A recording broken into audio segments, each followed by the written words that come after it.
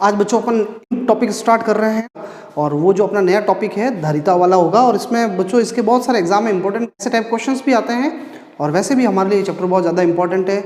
आगे अभी जो अपन धारिता के बारे में बात करेंगे वो आपके प्रतिरोध जब पढ़ेंगे हम तो उसमें भी हमारे लिए बहुत ज़्यादा काम आएगा। तो हेडिंग लगा दो धारिता, जो न्यू चैप्टर है आपके लिए। एक तरीके से यूँ समझ लो ये पूरा एकदम न्यू चैप्टर है धारिता। इसको इंग्लिश में बोलते हैं कैपेसिटेंस, विद्युत धारिता। पूरा नाम तो है विद्युत धारिता और इंग्लिश में कहेंगे इसको इलेक्ट्रिक कैपेसिटेंस।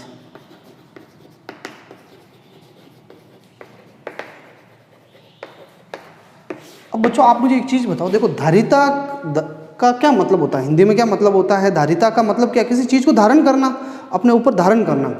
तो यहाँ पे विद्युत धारिता का मतलब ये है कि कोई भी चालक को जब आप आवेश देते हो तो उसके ऊपर आवेश पड़ा रहता है, तो आवेश को अपने ऊपर धारण करता है, स्टोर करता है। तो जब वो आवेश का संग्रहण करता है बच्चों, कोई भी चालक की बात हो रही है, ध्यान रखना है, यहाँ कुचालक और उनकी बात नहीं हो रही है। पूरा ये जो तथ्य संबंधित है विद्युत धारिता, ये पूरा चालक से संबंधित ही है, ठीक है, क्योंकि चालक ही अपने ऊपर आवेश को धारित करता है। तो जब हम एक चालक को आवेश देते हैं तो वो आवेश को संग्रहित करता है। अब जैसे आप खाना खाते हो तो आपकी एक लिमिट है खाना खाने की, उससे ज़्यादा आप खाना नहीं खा सकते। तो सीधी सी बात है, जैसे अपन कोई मान लो कोई गाड़ी है, उसके पेट्रोल का कोई टैंक है, तो उसमें डीजल डाल रहे हैं, पेट्रोल डाल रहे हैं, तो उसमें एक लिमिट होगी कि उससे ज़्यादा वो नहीं ग्रहण कर सकता है। अगर किसी ड्रम में, किसी बर्तन में आप पानी भरोगे तो उस लिमिट से ज़्यादा पानी भरोगे तो क्या होगा, वो गिरेगा। तो ऐसे कैसे हम जब किसी चालक को आप आवेश देते हो, जैसे मेरे पास ये कोई चालक है, मैं इसको आवेश दूंगा, तो जब हम इसको आवेश देते हैं, कोई भी धनावेश या ऋणावेश आवेश देते हैं और ये चालक मान लो ग्रहण करता जा रहा है, इसके ऊपर आवेश बढ़ता जा रहा है, लेकिन एक लिमिट के बाद, एक सीमा के बाद में अगर आप इसको और आवेश दोगे तो वो आवेश अपने ऊपर नहीं लेगा और वो आवेश यहाँ से निकल करके लीक होने लगेगा, हवा में जाएगा, आवेश का क्षरण होगा और वो आवेश हवा में बहने लगेगा। जैसे आपने देखा होगा कि मान लो कोई विद्युत का तार है, कोई बड़ी इलेक्ट्रिक सप्लाई है, तार है, और अचानक क्या होता है, वो तार टूट जाता है, तो कैसे चिंगारियाँ निकलती है? क्यों निकलती चिंगारियाँ? क्योंकि उस चालक के अंदर जो आवेश चल रहा था वो उससे बाहर निकल गया, तो वो बाहर माध्यम के अंदर फैलने लग गया। सेम वही बात यहाँ पर हो रही है कि जब आप इसको आवेश दोगे तो एक लिमिट से ज़्यादा अगर उसको आवेश दोगे तो आवेश निकल करके जो है हवा में दौड़ने लगेगा, फिर उसके बाद ये चालक आवेश नहीं ले पाएगा। तो कोई भी चालक अपने ऊपर कितना आवेश धारण कर सकता है, कितनी उसकी क्षमता है आवेश को धारण करने की, उसको अपन कहते हैं विद्युत धारिता। हालांकि ये जो मैं अभी परिभाषा बता रहा हूँ आपको, ये हमारे मैथमेटिकल गणितीय परिभाषा नहीं है, एग्जाम में आपको ये नहीं लिखनी है। एग्जाम में आपको अलग तरीके से परिभाषा लिखवाई जाएगी कि किस तरीके से लिखनी है, लेकिन इसका क्या भौतिक तात्पर्य क्या है, इसका मीनिंग क्या है, वो मैंने आपको बताया। तो ये चित्र भले अभी बनाने की जरूरत नहीं है। अब आप लिखें, किसी चालक द्वारा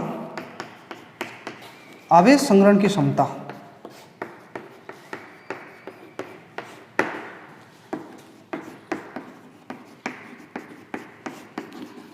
क्या कहलाती है बच्चों? विद्युत धारिता कहलाती है। हालांकि एग्जाम में ये डेफिनेशन नहीं लिखनी है आपको, अभी मैं बताऊंगा डेफिनेशन कैसे लिखनी है। विद्युत धारिता कहलाती है, इलेक्ट्रिक कैपेसिटेंस कहते हैं उसको, ठीक है।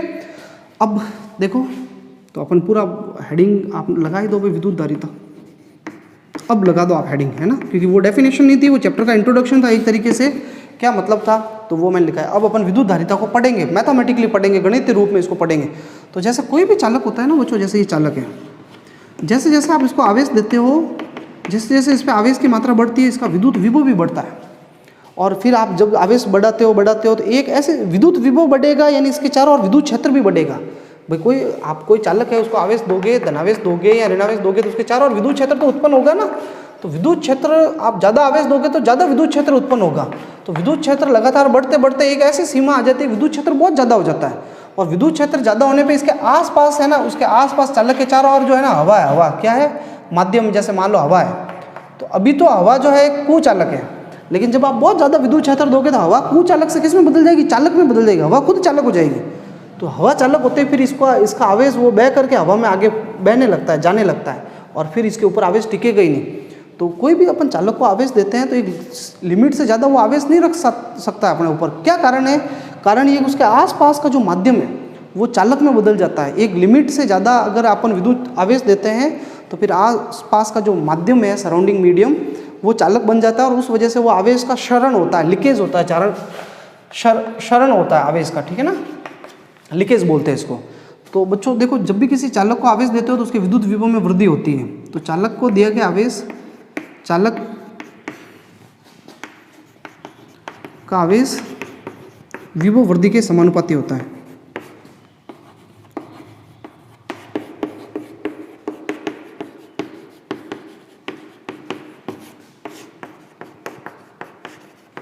यानी Q प्रोपोर्शनल क्या होता है, V। जब भी हम समानुपाती चिन्ह हटाते हैं एक नियतांक आएगा बच्चों। जैसे आप प्रोपोर्शनल साइन हटाओगे तो एक कांस्टेंट आएगा, नियतांक आएगा, और यहाँ जो नियतांक आएगा उसका नाम होगा C। Q equal to CV। बहुत इंपॉर्टेंट फॉर्मूला आपको याद रखना है ये, Q इक्वल टू CV। जहाँ C जो आया है, C क्या होगा, इसको V को नीचे भेज दो, Q अपॉन V। इसको C को कहते हैं बच्चों विद्युत धारिता। क्या कहते हैं इसको, विद्युत धारिता। ठीक है, और ये आवेश संग्रहण की क्षमता को बताती है। ये सूत्र आपको याद रखना चाहिए। लिख लिया।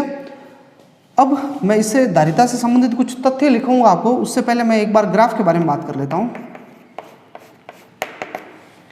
Q V के समानुपाती, जब Q V के समानुपाती है तो Q और V में ग्राफ कैसा होगा,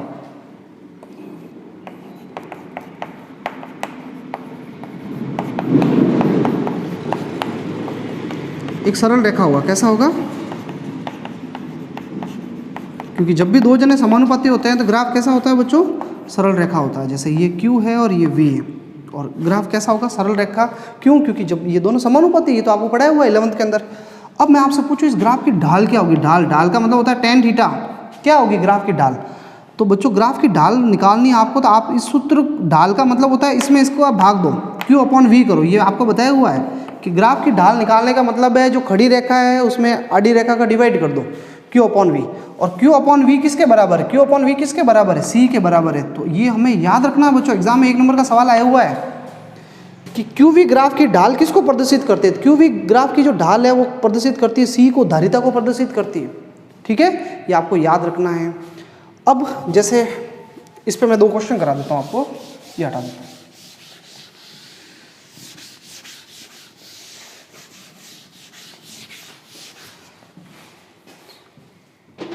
देखो बच्चों, ग्राफ के आधारित, ग्राफ के ऊपर, अब ग्राफ की बात चली है तो ग्राफ के ऊपर मैं आपको 1-2 प्रैक्टिस क्वेश्चन करा देता हूँ।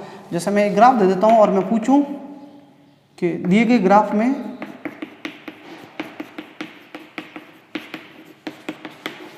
A व B में से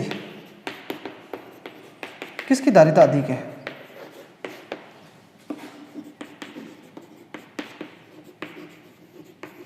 किसकी धारिता अधिक है, ये पूछा, और साथ में यूँ भी पूछ सकते हैं क्यों अधिक है। और ग्राफ आपको इस तरीके का दिया गया है, ये Q ऊपर है और V ऐसे, और 2 ग्राफ दिए गए हैं, A और B के 2 ग्राफ।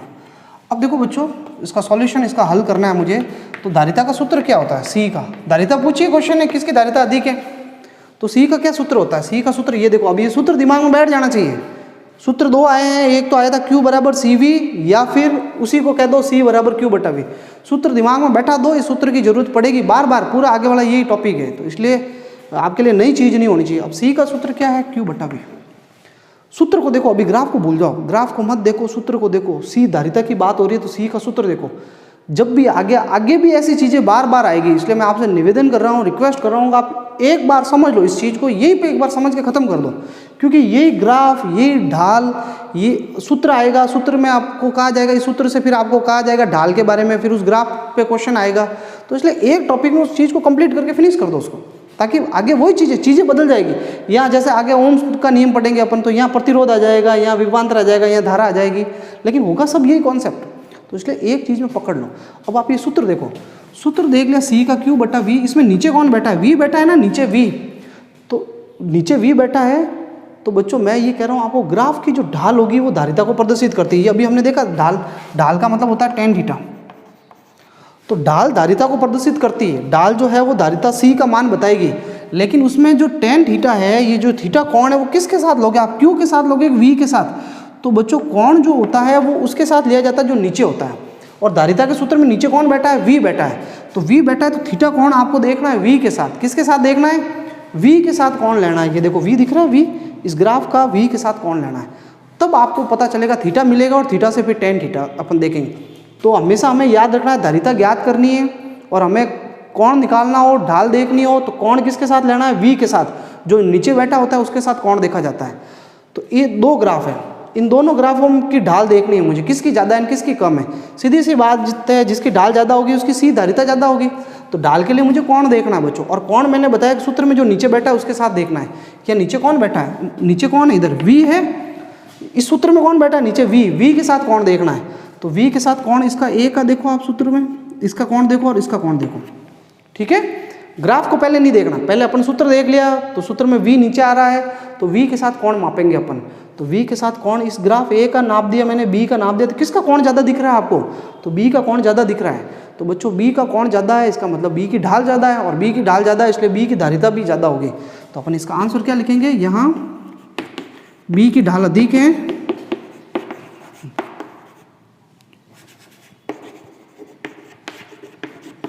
अतः b की धारिता भी अधिक होगी। बस इतना सा था।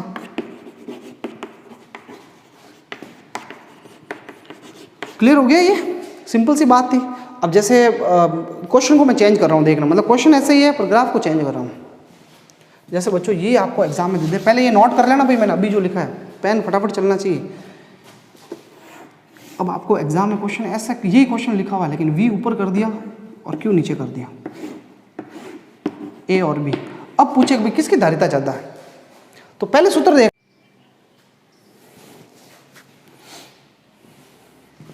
सूत्र देखना है। तो c का जो सूत्र है उसमें v नीचे आ रहा है, c का सूत्र q बटा v है, v नीचे आ रहा है, तो v के साथ कोण देखेंगे अपन। तो v ऊपर आ गया इसमें, तो v के कोण तो भाई v के साथ ही लेना है मुझे, क्योंकि सूत्र में v नीचे आ रहा है इसलिए कोण v के साथ देखा जाएगा। तो v के साथ b का ग्राफ ले लिया और v के साथ मैंने a का ग्राफ ले लिया। इस बार a का कोण ले लिया मैंने, तो इस बार किसका कोण ज़्यादा है? इस बार v के साथ कोण a का ज़्यादा है भाई। v के साथ देखना, वो ग्राफ में ऊपर नीचे कौन ले ले उससे कोई लेन देन नहीं है। हमें तो पता है कि c के सूत्र में v नीचे आता है, तो v के साथ कोण मापा जाएगा। तो v के साथ बच्चों इस बार कोण a का ज़्यादा है, तो इसलिए इस बार अपन कहेंगे a की ढाल ज़्यादा है, और a की ढाल ज़्यादा है इसलिए a की धारिता भी क्या होगी? अधिक होगी, ठीक है। तो ये दोनों क्वेश्चन आप नोट करना, इससे पहले वाला और इसको उल्टा करके मैंने किया हुआ वो। अब अपन धारिता से संबंधित कुछ तथ्य पढ़ लेते हैं बच्चों।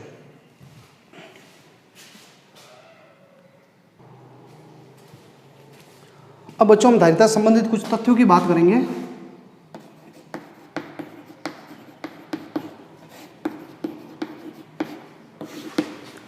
जब तथ्यों की बात कर रहे हैं तो सबसे पहली बात है इसका ऐसे ही मात्रक क्या होगा? ऐसा ही मात्रक बच्चों, धारिता का मात्रक होता है फैराड। क्या होता है? फैराड। फैराड को प्रदर्शित करते हैं F से। धारिता का सूत्र आपको बताया गया है Q बटा V, तो इसका धारिता का मात्रक होता है फैराड। आवेश का मात्रक होता है कूलाम, और विभव का मात्रक होता है वोल्ट। क्या होता है? वोल्ट। यानी 1 फैराड जो होता है बराबर 1 कूलाम अपॉन वोल्ट, ठीक है। कई बार परीक्षा में कंफ्यूज करने के लिए पूछा जाएगा कूलाम अपॉन वोल्ट किसका मात्रक होता है? तो कूलाम अपॉन वोल्ट धारिता का मात्रक होता है, ठीक है। वैसे धारिता का मात्रक होता है फैराड, पर फैराड किसको कहा हमने? कूलाम अपॉन वोल्ट को कहा हुआ है। अगर आपको परीक्षा में क्या आ जाए कि भाई 1 फैराड धारिता की परिभाषा लिखो, 1 फैराड की, 1 फैराड धारिता की परिभाषा,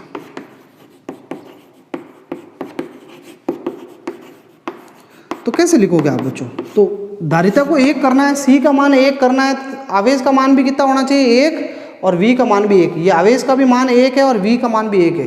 तो आवेश और विभवांतर जब दोनों का मान 1-1 हो जाएगा तो धारिता का मान कितना हो जाएगा? 1 फैराड। तो अपन 1 फैराड की कैसे परिभाषा देंगे? किसी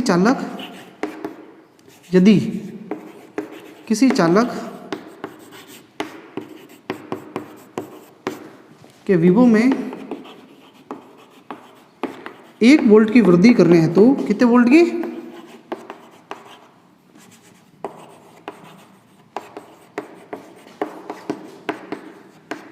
1 कूलाम आवेश दिया जाए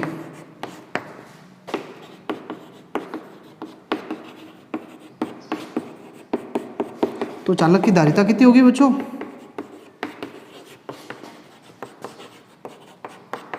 1 फैराड होगी। कितने फैराड होगी? 1 फैराड होगी, ठीक है। अब धारिता के कुछ अन्य मात्रक भी है भाई, जैसे 1 मिली फैराड, ये मिली स्मॉल m लिखा है ना, इसका मतलब मिली फैराड है।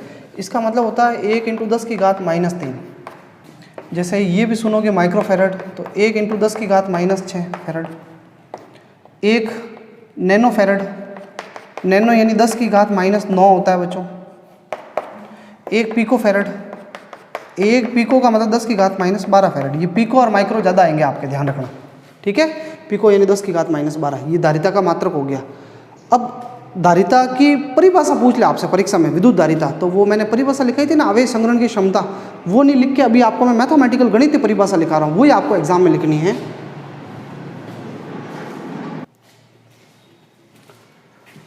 तो लिखो बच्चों धारिता की गणितीय परिभाषा।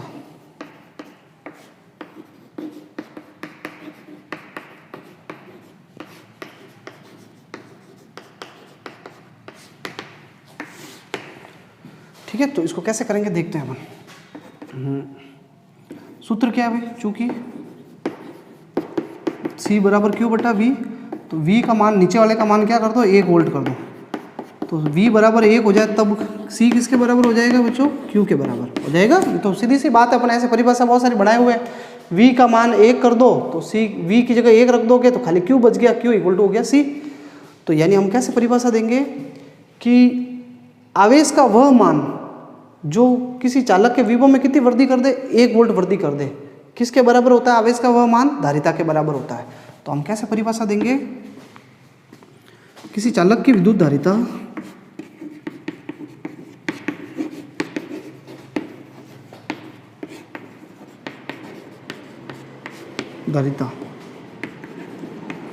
आंकिक रूप से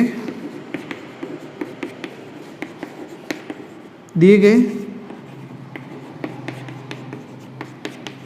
उस आवेश के मान के बराबर होती हैं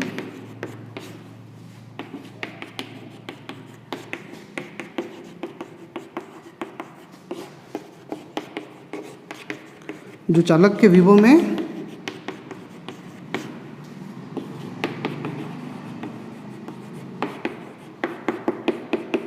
एकांक वृद्धि कर दे। कितनी बच्चों, एकांक वृद्धि कर दे। बस ये परिभाषा हुई, ठीक है। तो आपको एग्जाम में ना अगर धारिता की परिभाषा पूछी जाती है तो ये लिखना है, आपको खुद को बना करके लिखनी है, ठीक है। वो लिखो, आप साथ में अटैच कर सकते हो कि आवेश संग्रहण की क्षमता जो है वो धारिता कहलाती है, पर गणितीय परिभाषा ये है, एग्जाम में भी आपको यही लिखनी है। ये कंप्लीट हो गया। अब बच्चों इसके जो तथ्य चल रहे हैं, मेरे ख्याल से सेकंड नंबर तथ्य होगा। तीसरी बात ये, आपसे मैं अगर कहूँ जैसे धारिता का सूत्र है C बराबर Q बटा V, मैं कहूँ कि Q को डबल कर दूँ तो C पे क्या फ़र्क पड़ेगा। तो कई स्टूडेंट ये गलती करते हैं, मैं बार बार उनसे कहता हूँ कि आप चीज़ों को समझें। एक ही चीज़ आगे बदल जाएगा, उसका नाम बदल जाएगा, बाकी आएगी है कॉन्सेप्ट वही रहेगा। तो इसलिए आप एक बार उसको पकड़ करके सॉल्व आउट कर लो, आगे वो समस्या नहीं रहेगी। Q का मान डबल कर दूँ तो C पे क्या फ़र्क पड़ेगा, या V को दुगना कर दूँ तो C पे क्या फ़र्क पड़ेगा। बच्चों कोई फ़र्क नहीं पड़ेगा C के ऊपर। क्यों? क्योंकि आपको पता होगा कि मैंने कहा था Q V के समानुपाती होता है, और जैसे समानुपाती चिन्ह हटाया था C आया था, तो C निकला किससे, C की उत्पत्ति कहाँ से हुई, C की उत्पत्ति Q और V से हुई है। C हमने कहा था समानुपाती हटाने पे नियतांक आता है, तो नियतांक आया था C, तो C किसका समानुपाती हटाने पे आया था, Q और V का समानुपाती हटाने पे आया था। तो अगर हम समानुपाती चिन्ह हटाते हैं दो राशियों के बीच में से, तो वो जो समानुपाती चिन्ह जो भी आएगा वो कम से कम उन राशियों पे तो निर्भर नहीं करेगा, बाकी पे कर सकता है पर उन पे नहीं करेगा। जैसे C निकला है Q और V से, तो C Q और V से नहीं निकलेगा। जैसे आपने 10th में पढ़ा था ओम का नियम, V समानुपाती I, जैसे समानुपाती चिन्ह हटाओगे तो R आएगा। तो मैं पूछूंगा R V और I पे निर्भर करेगा क्या, तो नहीं करेगा, डिपेंड नहीं करेगा ये, क्योंकि V और I से तो निकला है। V और I आपस में एक दूसरे के समानुपाती है, यहाँ पर Q और V आपस में एक दूसरे के समानुपाती है, C पे निर्भर नहीं करता है कोई भी। अगर मैं को प्रश्न कहे कि भाई Q को डबल कर दूंगा तो क्या होगा, C पे क्या फर्क पड़ेगा, तो भाई Q के समानुपाती V है तो V भी दुगना हो जाएगा, तो V से V ये 2 से 2 कट गया, तो C के मान पे कोई फर्क नहीं पड़ेगा। तो हमें एक चीज़ दिमाग में रखनी है कि C जो है धारिता, किसी भी चालक की धारिता जो है वो आवेश और विभव पे निर्भर नहीं करती है, ठीक है। तो किसी चालक की धारिता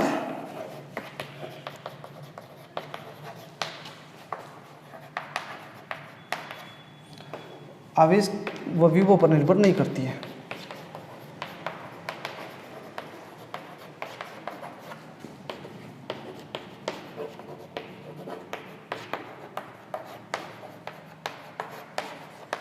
हो गई ये चीज कंप्लीट। तो फिर इस पे निर्भर नहीं करती तो फिर किस पे करती है, तो मैं वो ये लिखा देता हूँ, ये चीज भी अपने लिए काम की इंपॉर्टेंट है। धारिता किन कारकों पे निर्भर करती है,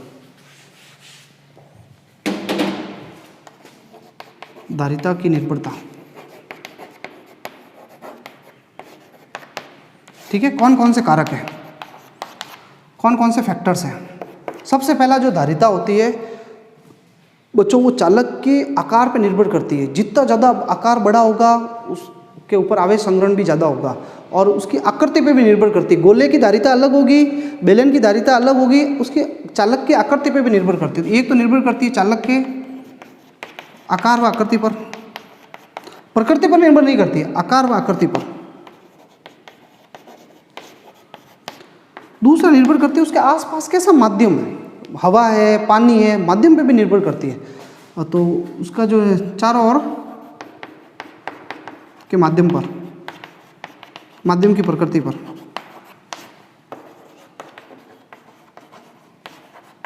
बच्चों ये दो कारक है, आपको दिमाग में रखना है, ठीक है। धारिता इन कारकों के ऊपर निर्भर करती है। अब मैं इसको एक बार रफ कर लेते हैं। अब अपन एक डेरिवेशन करते हैं जो जिसकी आप प्रैक्टिस करना इस धारिता के ऊपर। इस चैप्टर का पहला डेरिवेशन आ रहा है।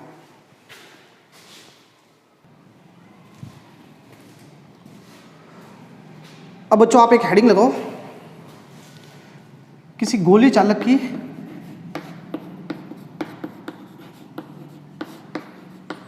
विद्युत धारिता।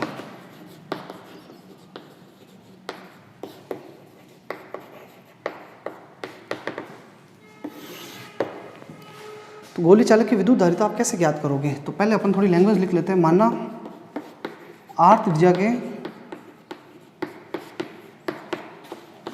गोली चालक को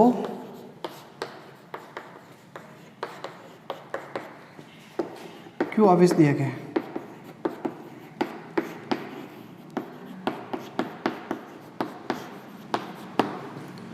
ये बच्चों एक गोलाकार आकृति का चालक है जिसकी त्रिज्या कितनी? कैपिटल आर, ठीक है। और इसको मैंने आवेश दे दिया। किसी चालक को आवेश देते हैं तो कहाँ रहता है वो? खाली उसकी सतह पे रहता है। मैंने प्लस क्यू आवेश दिया। क्यू आवेश देने पे इसका विभव जो है कितना होगा भाई? विभव गोले का विभव कितना होगा? तो गोले का विभव आपने सूत्र पढ़ा हुआ है, के क्यू बटा आर। सब पढ़ाए हुए हैं आपको, कोई नई चीज़ नहीं है। के क्यू बटा आर। के कितना होता है भाई? के होता है 1/4 पाई एप्सिलॉन नॉट, और ये क्यू पढ़ा है और बटा में कैपिटल आर पढ़ा है। इसको समीकरण नंबर 1 दे दो आप, ठीक है। विभव आ गया। अब विद्युत धारिता का सूत्र लगाओ। देखो इतना इजी डेरिवेशन है। C बराबर क्यू बटा पी, और अब बस V की वैल्यू पुटअप कर दो। इतना तो इजी डेरिवेशन है। ये सूत्र मैंने पहले ही आपको कर दिया था, वार्निंग दे दी थी। सूत्र को याद कर लेना। इसको जब भी एक पेज रखो आप अलग से, घर में चार्ट चिपका दो कहीं पर भी, पूरा घर भर दो, पूरा जहाँ जहाँ जगह मिले वहाँ पर, दीवारें सब बाद में पेंट कराते रहना। सारे सूत्र फॉर्मूले लिखे हुए होने चाहिए सिस्टमेटिकली एक एक जगह पे कि भाई यहाँ पर मेरे को ये है, या तो चार्ट चिपकाओ आप और बार बार उनको देखो। फॉर्मूले याद होने पे आपका आधा से ज़्यादा काम इजी हो जाएगा। तो C का सूत्र क्यू बटा वी, क्योंकि एक सूत्र ये निकला है क्यू बटा वी, और ये इसी पे ये डेरिवेशन। देखो ये एक सूत्र पिछले पहले पढ़ा हमने, ये सूत्र अभी हमने पढ़ा। आपस में इनको मर्ज करके इसको इधर रख के इसको इधर रख के तो डेरिवेशन कर रहे हैं। ये तो पूरी फिजिक्स है और क्या है।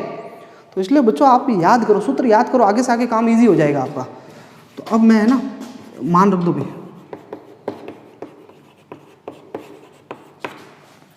तो C बराबर क्यू बटा V का मान कितना है? V का मान 1/4 पाई epsilon not Q upon capital R. Q से क्यू कट गया, ये पूरा ऊपर चला गया। 4 पाई एप्सिलॉन नॉट और कैपिटल आर। ये मेरे सूत्र आ गया। किसी गोलाकार चालक की धारिता, अगर इस गोले को किसी माध्यम में रख दूं मैं, कि पानी है, हवा, या चारों ओर इसके हवा है, तो अगर आपको ये तो निर्वात में धारिता है बच्चों, ये कहाँ पे है? ये निर्वात में पड़ा अभी, जहाँ कुछ भी नहीं है। लेकिन अगर आपको कह दें माध्यम में धारिता बताओ कितनी होगी? अब आप शायद भूल गए होंगे, बहुत टाइम हो गया आपको पढ़े हुए। बाकी ये बताया हुआ है कि कोई भी सूत्र को अगर माध्यम में बदलना है तो जहाँ एप्सिलॉन नॉट है उसके गुणा में क्या आ जाएगा? एप्सिलॉन आर आ जाएगा। छोटा सा एप्सिलॉन आर, छोटा सा लिखना, इसको कहते हैं परावैद्युतांक। इस पर पूरा अलग से सेपरेट एक लेक्चर डाला था और मैंने याद दिलाया था। मैंने कहा किसी भी सूत्र को अगर माध्यम में बदलना है तो जहाँ एप्सिलॉन नॉट दिखे, अगर अपॉन में होता है एप्सिलॉन नॉट बट्टा में होता, जैसे विभव है, विभव में बट्टा में एप्सिलॉन नॉट है, और कहते हैं माध्यम में विभव बताओ, तो बट्टा में एप्सिलॉन आर आएगा। लेकिन अगर ऊपर है तो फिर आपके ऊपर एप्सिलॉन आर आएगा इंटू आर। ये पूरा है ना, इस एप्सिलॉन आर को छोड़ दो, इस एप्सिलॉन आर को मैं छोड़ दूँ तो ये 4 pi epsilon nought r, 4 pi epsilon nought r, ये तो अपने निर्वात की धारिता है। तो कहने का मतलब माध्यम में धारिता जो है ना कितनी गुना हो जाती है? एप्सिलॉन आर गुना हो जाती है, एप्सिलॉन आर से गुना हो जाती है। इसका मतलब धारिता बढ़ गई भाई। धारिता में क्या हो गई? वृद्धि हो गई। वृद्धि होगी। तो माध्यम में धारिता का ये सूत्र है, आपको दिमाग में रखना है। अब एक छोटी सी चीज़ और बताता हूँ मैं, यहाँ से मैं हटा देता हूँ इसको भी।